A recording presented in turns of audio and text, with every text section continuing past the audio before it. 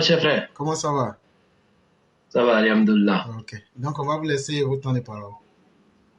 Ok, Mhm, merci cher frère. Je dis mhm. bonsoir à toutes les Mao et les Chao. Cher frère, je vais sortir un peu du contexte et Mhm, parler un peu de quelques aboyeurs publics. Plus précisément, un monsieur qui a une âme très sale de Makosso par rapport à l'événement que la Côte d'Ivoire doit organiser en 2024, qui est la CAN, Coupe d'Afrique des Nations.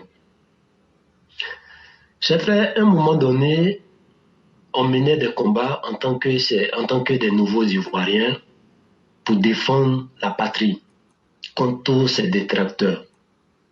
Et en aucun moment on a vu ces soi-disant, ça me fait mal de les appeler influenceurs parce que pour moi c'est des sacs vides, des tonneaux vides. En aucun moment ceux-là ont eu le sens même du patriotisme pour venir comme ça défendre la Côte d'Ivoire à travers l'audience même qu'ils ont aujourd'hui sur ce monde numérique. Jusqu'à ce que on crée le slogan des Ivoiriens d'abord parce qu'on avait constaté l'ingratitude de tous ces pays aujourd'hui frontaliers à la Côte d'Ivoire qui ont des ressortissants en Côte d'Ivoire mais qui priaient comme ça pour que la Côte d'Ivoire brûle.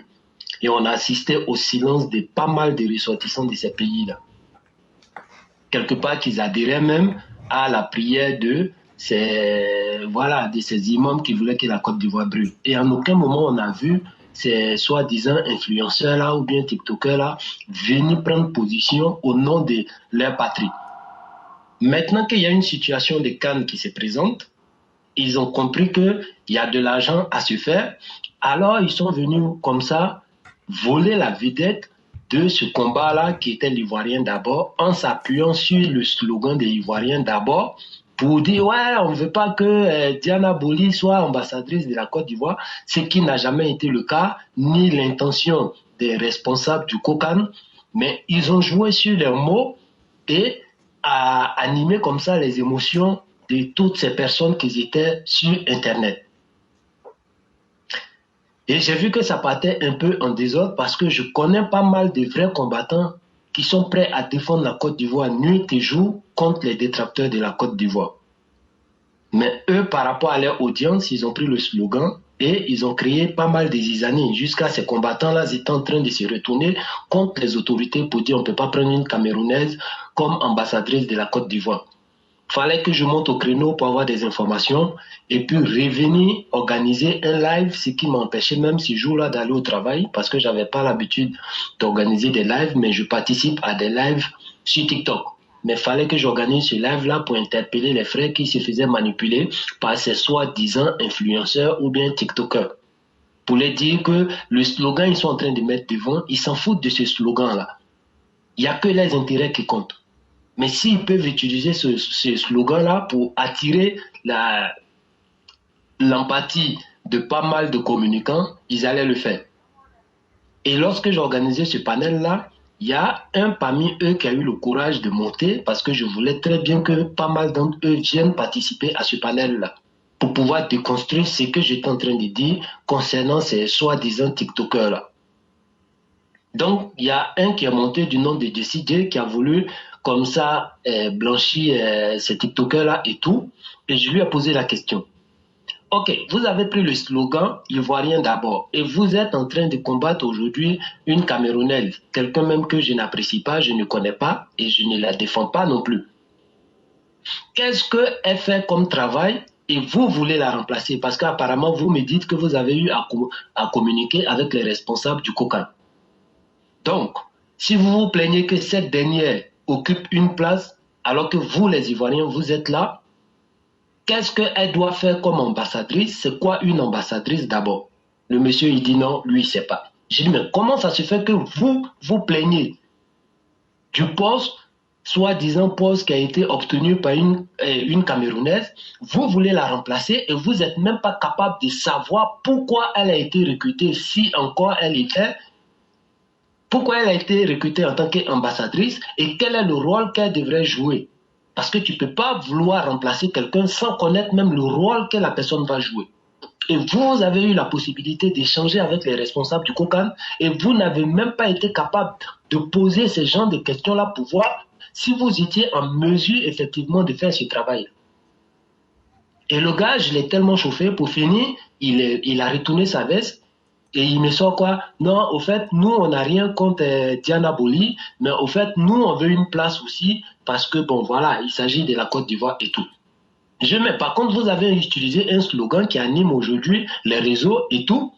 Donc, il y a d'autres qui vous ont suivi dans ça et qui se sont braqués contre la Camerounaise. Ok, je suis bien d'accord. Mais à quel moment vous les avez interpellés pour dire, en fait, cette histoire de slogan ivoirien d'abord là, c'était pas un combat sincère que vous étiez en train de mener, mais juste une manière d'utiliser la masse pour faire pression sur les autorités du COCAN pour avoir une place à vous. Parce que vous êtes en train de me dire que vous n'avez rien contre Diana Boli, mais juste vous voulez aussi manger dedans. Et le gars, il a reconnu. Bon, après, j'ai commencé à développer le panel en interpellant les communicants que je connais sur TikTok et tout pour dire voilà comment vous étiez en train de vous faire avoir. Et aujourd'hui, je vous promets que ceux-là, même s'ils ont eu gain de cause, entre eux-mêmes, ils vont se bouffer. Parce qu'au moment où ils étaient en train de faire les panels, il y a d'autres qui disent, par exemple, oui, Aya Robert Petit, oui, moi, en fait, je fais ce combat-là, pas parce que moi, forcément, qu'on me prenne, mais même s'ils ont pris Makoso, ou bien Jessie J va sortir pour dire, non, moi, je fais ce combat-là, c'est pas à cause de moi, même s'ils ont pris au moins Yaka Yaka de Paris. Pourtant, c'est faux.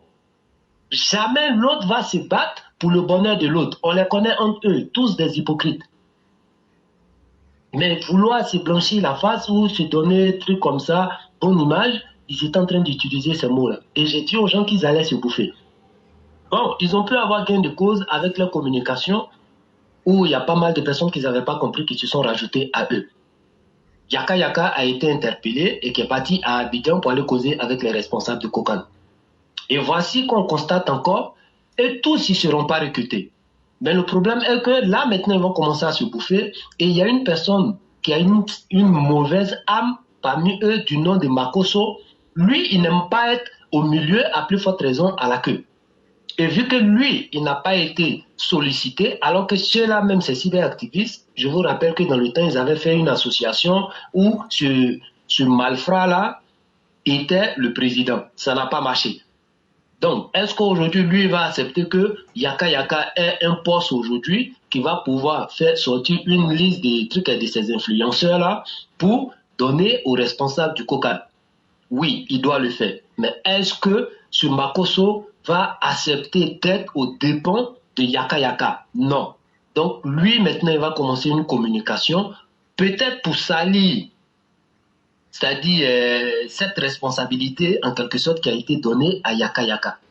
Et là, on a commencé à voir ça, pas plus tard qu'avant-hier, ils étaient en train de s'insulter, des gens qui disent qu'ils voulaient se mettre au service de la Côte d'Ivoire pour l'organisation de la Coupe d'Afrique. Et ils reviennent avec les vraies identités, ça s'insulte les mamans, ça rentre dans les caleçons, ça sort dans les slips et tout. Donc, moi, je vais interpeller le frère Yaka Yaka. Makoso, c'est une personne qui a une sale âme. Le fait que tu as été sollicité pour sortir une liste et que ce n'est pas lui qui a cette responsabilité-là, il va te mettre le bâton dans les roues. Il va te ramener sur un chemin où les gens vous ont connu. Parce qu'au début, dans votre communication, on a dit, oui, on ne peut pas les associer parce que leur image, il s'agit des gens qui s'insultent seulement maman, papa et tout.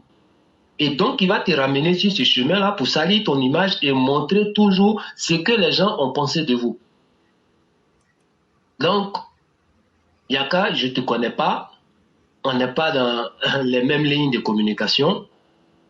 Mais si tu as été sollicité par des responsables du COCAN et que tu peux apporter quelque chose pour la réussite de cette fête-là, qui est la Coupe d'Afrique, il faut savoir lire entre les lignes.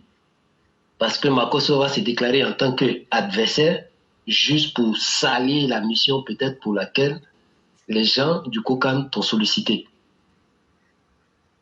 Donc, chers frères, désolé si je suis sorti un peu parce qu'aujourd'hui, je pense que ça devrait être la soirée de ce maudit qui ressemble à Dieu Menenkele maintenant qui est au Niger. Mais bon, fallait que je dise ça parce que pour lui, je sais que ce rhodium, c'est une parenthèse. Il voulait qu'on parle de lui, mais ça va pas faire buzz alors qu'il y a une réalité qui nous attend, qui est la réussite de cette fête-là, qui est la Coupe d'Afrique des Nations. Donc, merci, chers frères, et voici ce que je pouvais dire aujourd'hui pour interpeller. Ok. Vraiment, c'est nous qui vous disons merci. Et je tiens à dire que c'est Meïté Teufeut. Et vous ne parlez pas parce que vous cherchez un poste. Nous, on n'en a pas besoin. Dans le Kokan, là, nous, on se débrouille dans nos dossiers ici. Nous, on n'en a pas besoin. Mais si on parle, on a une obligation d'apporter nos idées pour aider l'équipe qui est en préparation de la Coupe d'Afrique des Nations. C'est pour cela que nous parlons pour interpeller les uns et les autres. Mais loin de nous l'idée de parler pour chercher des faveurs de qui que ce soit. Que personne ne nous prenne, ça ne nous gêne pas. Ça, il faudrait que ce soit clair.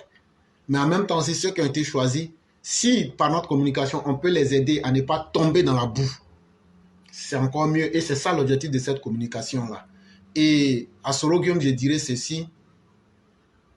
Soro, s'il y a un petit bruit, tu seras braisé comme un poulet braisé.